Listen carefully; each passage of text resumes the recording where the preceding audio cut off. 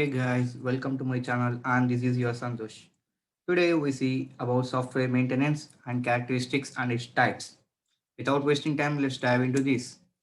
So software maintenance. So software maintenance is a widely accepted part of SDLC nowadays. What does SDLC stands for? SDLC means software development life cycle. There will be many phases in the software development and cycle, and in one of such phases is maintenance. It stands for all the modifications and updations done of the delivery of software product. In one line, we can say that it is a feed, developing or modifications or updations done to the software after receiving a feedback from the end users and other customers. So there may be many reasons for doing this, and this may be the any of the cause. One is market conditions. The market condition includes the new policies or any triggering need for modification or taxations or something. Those things include in this market condition. Example, if you take the recent thing that is a ban of PUBG, this is due to the policies not in agree with the government of Indian policies. So if the PUBG Tencent Corporation had modified the policies, it would have not been banned. So based on the market conditions, we have to modify the software. And the second one is client requirements. Over the time, customer may ask for new features or functions in the software. So this is based on the uh, software used by the end user. So after using for few days, the end user may feel that he needs some more functions to be work to be present in that software. So you may ask the creator to have some modifications or add some functions that is helpful to him. And third one is host modification. If any of the hardware and platforms such as operating system of the target host changes, software changes are needed to keep adaptability. So if you are running at present in 32-bit architecture and future, if you want that software to be worked in 64-bit architecture, or you're changing from Windows to Linux or Android to iOS, your software has to be worked in all the all the platforms irrespective of anything. So one is such thing is done by the host itself and the organization changes. So the organization changes includes the extending the functionality of the software. Means suppose if that software is working only for a limited number of customers, suppose the organization can enter only 500 personal employee details. Now if the employees are increased and it wants to enter more than 500 employee details, so the organization can request the person who has created the software to change according to them. So this includes organization changes. So this may be the reasons for software maintenance, and there are many types of maintenance. One is a corrective maintenance. What does the corrective maintenance includes? This includes modifications and updations done in order to correct or fix problem, which are either discovered by user or concluded by user error report. So the corrective maintenance includes solving the it calls debugging, so finding errors and rectifying errors, and adaptive maintenance. So this includes the modifications and updations applied to keep the software product up to date and to turn to ever-changing world of technology and business environment.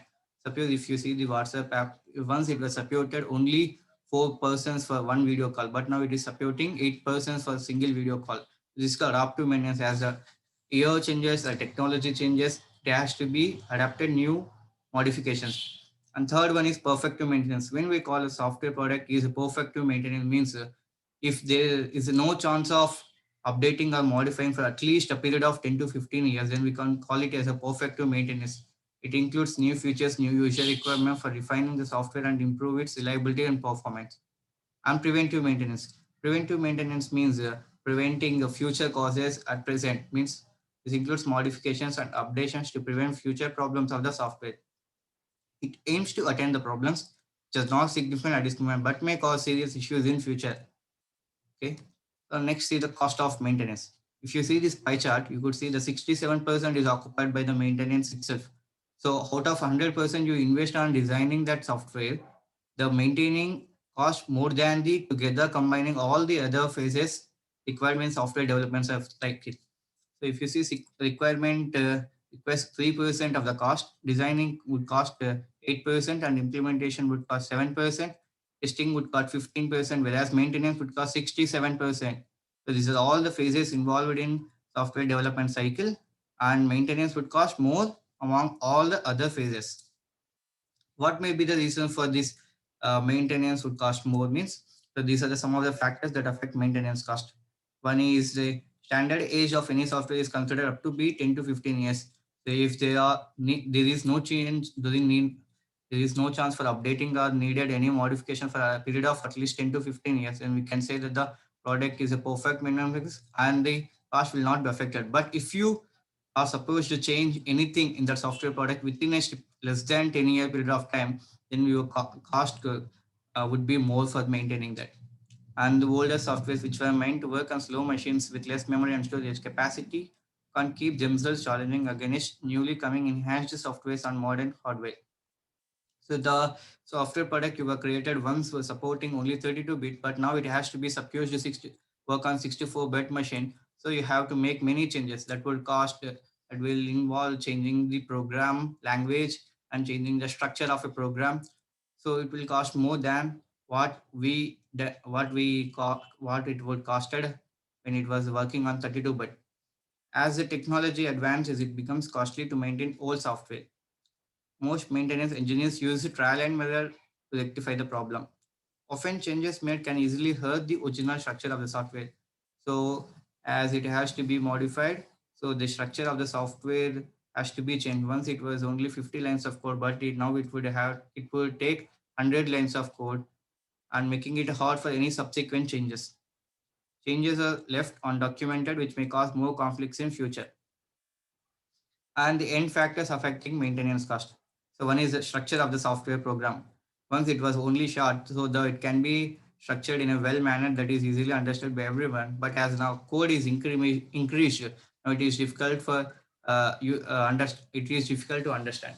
And the second maybe the programming language, the language you used for creating that software. And third one is depending on external environment. External environment includes the operating system and the architecture of the system you are using. And fourth one is the staff reliability and availability. It is the staff who are maintaining that software and how many members are using that software, and the maintenance activities. So these activities go hand in hand with each of the following phases. So for maintenance, first the thing is identification and tracing. So identification involves in which part of the software we users are expecting modifications and changes. So it's called identification and tracing. It involves activities pertaining to identification of requirement of modification of maintenance. It is generated by the user or system may itself report via logs or error messages. Hence, the maintenance type is classified. And second one is analysis phase. Analysis phase means understanding why the user is expecting modifications or changes uh, in the software. So this modification is analyzed for this impact on the system, including safety and security implication. If probable impact is severe, alternative solution is looked for. A set of required modifications is then materialized into requirement specification. The cost of modification slash maintenance is analyzed and estimation is concluded. Third one is designing. So designing it's called redesigning here because we are changing the existing software with a new design or means updating the existing software. So new modules which needs to be replaced or modified are designed against the requirement specification set in the previous stage. Test cases are created for validation and verification. After creating design, it is sent for validation and verification. And the fourth one is implementation. So after completing this gathering of requirements and identification, analysis and design, first step is implementing. The new modules are coded with the help of structured design created in each design step. Every programmer is expected to do unit testing in parallel. So whatever you are implementing or whatever you are adding the code to the existing software, at the time it is tested, it's sent for unit testing. And fifth one is system testing. Integration testing is done among newly created modules. Integration test is also carried out between new modules and the system. Finally, the system is tested as a whole following recursive testing procedures. And then is acceptance testing. So after testing the system internally, it is tested for acceptance with the help of users. If at this state user complaints some issue, they are addressed or noted to address in next session. So this acceptance testing is also called beta testing. So after completing the adding new requirements and new designing features, it is given to only some of the users. Those are called beta users to test that app, to test the software. If they are okay with that, then it will be finally delivered to the end users and the end customers. So after acceptance test, the system is deployed all over the organization, either by small update package or fresh installation of the system. The final testing takes place at the client end software. The software is delivered. Training facilities provided if required in addition to hard copy of user manual. So, and the final one is the maintenance management. Configuration management is an essential part of system maintenance.